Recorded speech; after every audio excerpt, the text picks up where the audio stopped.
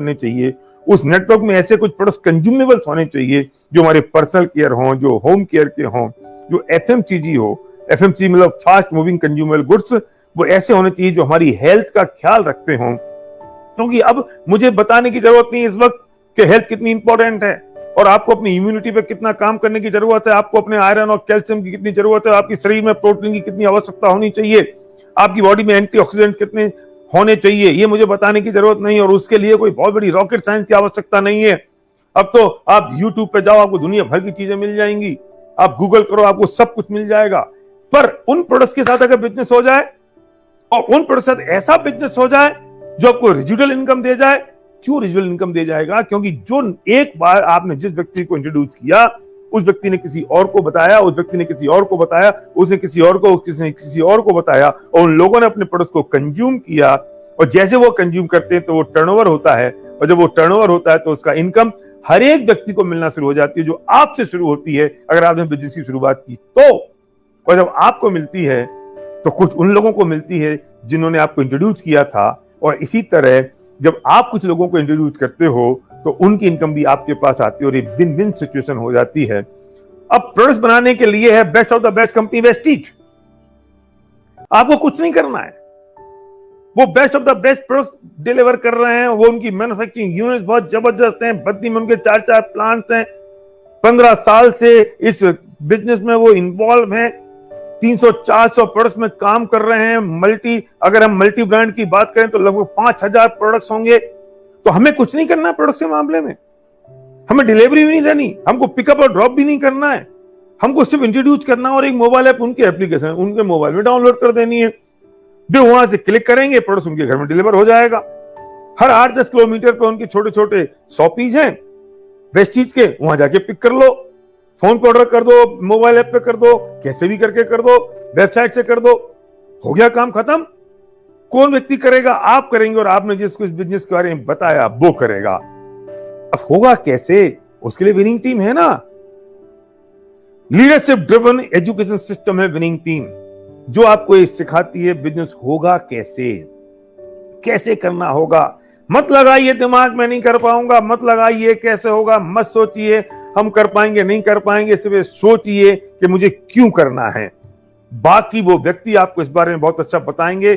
जिस व्यक्ति ने आपको लिंक भेजा है, जिस व्यक्ति ने आपसे कहा है कि आ जाओ, जिस व्यक्ति ने आपसे कहा है कि आप और हम मिलकर कुछ रेवोल्यूशन क्रिएट कर सकते हैं, और कुछ नंबर्स आप यहाँ पे स्क्रीन पर देख रहे होंगे, वो सब वो व्यक्ति हैं जो इस मुहिम में, इस मिशन में हमारे साथ काम कर रहे हैं और लोगों की जिंदगी बदलने के लिए जिनने एक बीड़ा उठाया है। तो फिर क्या? खुद ही प्रश्न कर लें, खुद ही उत्तर कर लें, नहीं होगा, हमसे नहीं होगा, हम नहीं जान पाएंगे, छोड़ दो ना। एक बार 90 दिन के लिए आइए हमारे साथ। मैं आपका आह्वान करता हूं, मैं आपसे खुले दिल से कहता हूं, एक बार आइए 90 दिन के लिए और बिना दिमाग लगाए आइए। अच्छा, अभी तक दिमाग लगा लिया, क्या हो गया? जो चाहते थे वो मिल गया तो कोई बात नहीं, आप बिल्कुल जो कर रहे हैं करते रहिए।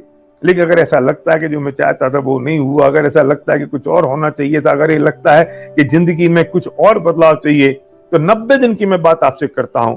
कंडीशन ये है कि अपना दिमाग मत लगाइए, कंडीशन ये है कि जिस व्यक्ति ने आपको ये बताया है वो आपसे ज्यादा अच्छी तरह समझता है इस बिजनेस को। आप अपने फील्ड में मास्टर है, नो डाउट, आप बहुत अच्छा जानते हैं आपकी फील्ड में जो आप काम कर रहे हैं, लेकिन इस बिजनेस को शायद कोई और जानता है, इस बिजनेस के बारे में कोई और समझता है जो इस बिजनेस में सक्सेसफुल है।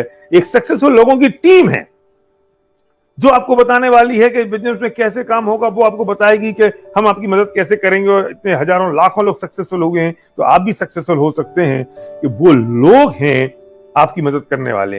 तो विनिंग टीम है, विनिंग टीम का एक अलग मोबाइल ऐप है, 2 ऐप आपको डाउनलोड करनी, एक वेस्टीज का कर लेना है, एक विनिंग टीम का कर लेना है। और विनिंग टीम के मोबाइल ऐप में जैसे ही आप जाएंगे तो जिस व्यक्ति ने आपको इंट्रोड्यूस किया है, बताया है, वो आपको बताएगा कि इसमें क्या करना होता है। वो आपको बताएंगे कि अब इसमें ये सीडी सुन लो, अब ये लिटरेचर पढ़ लो, अब आपको ये करना है, अब आपको ये करना है।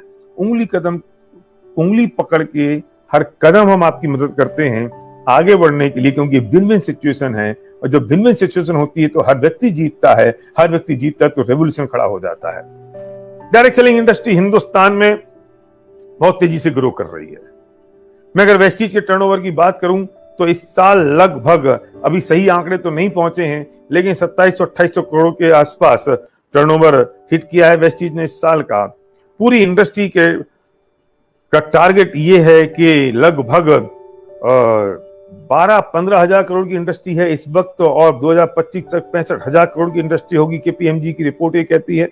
लोग सक्सेसफुल हैं, लोग ग्रो कर रहे हैं, और ये बिजनेस अब नहीं तो कब। मैं सच बात बताऊं, एक नया आपको आंकड़ा देना चाहता हूं कि पिछले साल हमारा बिजनेस, हम बात करें वेस्टीज और विनिंग टीम की, हम बात करें हमारे ग्रुप की, तो मंथ बाय मंथ अगर मैं एवरेज पकड़ूं तो 15 से 20% की ग्रोथ हुई है। लीडर, किसी लीडर की 10% हुई है, किसी की 5 की, तो किसी की 50 की, तो किसी की 100% भी हुई है। डिपेंड करता है हर व्यक्ति की ग्रोथ पर। तो एवरेज ग्रोथ निश्चित तौर पे इस लेवल की हुई है। क्यों? क्योंकि लोग लुकिंग जोन में आ गए।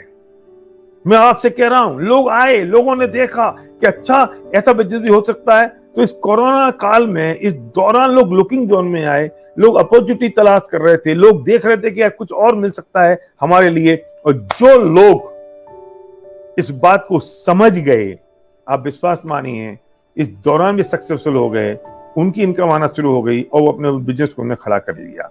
वे निश्चिंत हैं, अब वे लोग निश्चिंत हैं कि दूसरी बार कोरोना का क्या होगा, नहीं होगा, हम करेंगे, नहीं करेंगे, जो होगा सो होगा। उनका बिजनेस ग्रो कर रहा है, और वे अच्छी तरह से बिजनेस को आगे ले जा रहे हैं।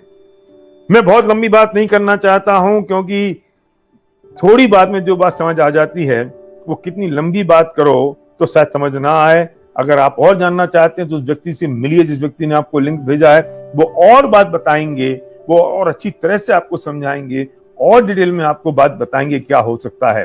पर मैं एक बात कहना चाहता हूं कि सेंस ऑफ अर्जेंसी रखिए। जो लोग इस बिजनेस को बिल्ड कर रहे हैं, मैं उनसे भी कहना चाहता हूं, जिन्होंने शुरू किया है, मैं उनसे भी कहना चाहता हूं, मैं उनसे भी कहना चाहता हूं जो मुझे पहली बार सुन रहे हैं, सेंस ऑफ अर्जेंसी की जरूरत है लाइफ में। पता नहीं कल का दिन कैसा हो, इसलिए आज वो सब कर लें जिससे हम संतुष्ट हो जाएं, और कल कैसा भी हो, हम आज भी पसंद रहें और हम कल भी पसंद रहें। कल मैं हिल गया जब मुझे ये खबर मिली कि एक पाली से अहमदाबाद एक कार जा रही थी। मैंने अखबार में फोटोग्राफ देखा, और उसमें फैमिली के 4 लोग बैठे थे। वो अहमदाबाद किसी की शोक सभा में जा रहे थे, और बगल से एक ट्रॉले ने जो मार्बल से भरा हुआ था, ओवरटेक किया। सामने से कोई दूसरा ट्रक आया, इसका बैलेंस बिगड़ा, इसने ट्रक को सीधा किया, तो वो जो आगे का जो ट्रक होता है, पीछे का जो ट्रॉला होता है, उसके बीच में एक कोई पिन लगे होते हैं जो उनको कनेक्ट करते हैं। तो जैसे ही इसने घुमाया तो वो पिन टूट गया, और वो जो पीछे का ट्रॉला था, वो कार बेचारी सीधी चल रही थी, वो कार अपनी लाइन में चल रही थी, ट्रक ने ही ओवरटेक किया, और वो ट्रक पूरा का पूरा ट्रॉला जो मार्बल से भरा हुआ था, न जाने कितने कुंटलों माल उसमें था, वो कार के ऊपर गिर गया, और कार उसी जगह पिचक गई। और जो 4 एक परिवार के लोग थे, उनकी चीख भी नहीं निकली, और भी वहीं से भगवान के द्वार में पहुंच गए। उन बेचारों को पता नहीं था, उनके घर वालों को ही पता नहीं था कि वो किसी और की शोक सभा में जा रहे हैं। क्या पता जिनके परिवार की उस शोक सभा में जा रहे थे, उन परिवार वालों को इनकी शोक सभा में आना पड़ेगा। दे लो गालियां ट्रक वाले को, दे दो गालियां ट्रक के मालिक वाले को, दे दो गालियां सड़क को, मंत्री को, सरकार को, कुछ भी कर लो, क्या होगा? वो तो चले गए, चले गए। माफ करिए, भगवान ना करे किसी के साथ ऐसा हो, लेकिन एक बार मेरे साथ से इतनी सी बात सोचिए, ऐसा हो गया तो। उनकी पत्नी घर पे इंतजार कर रही थी, बच्चे इंतजार कर रहे थे कि पापा अहमदाबाद से लौटेंगे। तो हमने अगले दिन का एक प्रोग्राम बनाया था। उन्हें जब एक खबर लगी तो उनके दिल पर क्या बीती होगी। मैं निश्चित तौर पे जानता हूं कि ना तो मां को कोई वापस ला सकता है, ना पिता को कोई वापस ला सकता है। वो तो चले गए, तो चले गए, लौटेंगे नहीं। लेकिन घर के एक अर्निंग मेंबर के जाने के बाद उस घर की क्या हालत होती है, वो बात किसी से छिपी नहीं है। और अगर आपको इस बात का अंदाज नहीं है तो अपने अड़ोस पड़ोस में, दाएं बाएं, आमने आगे पीछे किसी परिवार को देख लो, उसका अगर कोई अन्य मेंबर चला गया तो इस परिवार की क्या दशा हुई।